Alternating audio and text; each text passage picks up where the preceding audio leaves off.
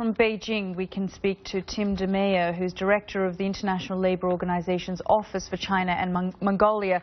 Mr. De Meyer, thank you very much for joining us here on the program. We've just heard there from an official who said it's a very complicated situation and accident, but it raises so many questions about the types of materials that were there and the safety.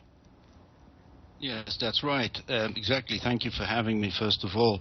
I think there's still a lot of questions that surround this accident. What is the cause, and also what is the fallout, given that there were potentially toxic gases involved.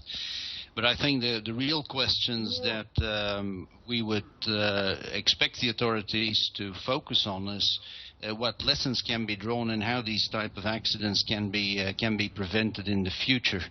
That critically depends on, of course, emergency preparedness, but it also depends critically on free flow of information and the involvement of workers in making sure that these accidents don't take place. When you say emergency preparedness, I mean, are you saying that many of these workers just don't know what to do in a situation like this? I think you need to make a distinction here. You heard from your earlier reports that the emergency reaction of the authorities has been very good. And indeed, the commitment of the firefighters in particular is something that is to be heralded. What I'm rather referring to is the work involved in the work situations, whether it's the production of chemicals or the handling, the storage of these goods. My question certainly would be is whether they were properly informed of the chemicals they were handling, were they trained to handle with them, were they in a position to raise questions as to the extent they would be prepared. I think these are important questions to be answered in future. Are you surprised that this has happened? No, unfortunately not. And I think it's fair to say that the commitment certainly of the leadership in China in recent times with respect to workplace safety has gone up.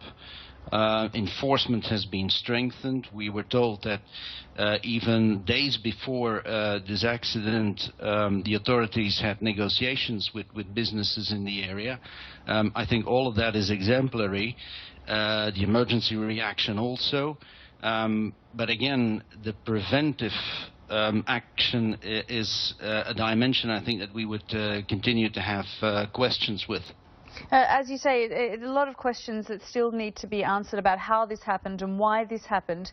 But looking on a long-term sort of basis, do you think the rights of these workers will be protected? The rights of these workers are protected on paper, certainly.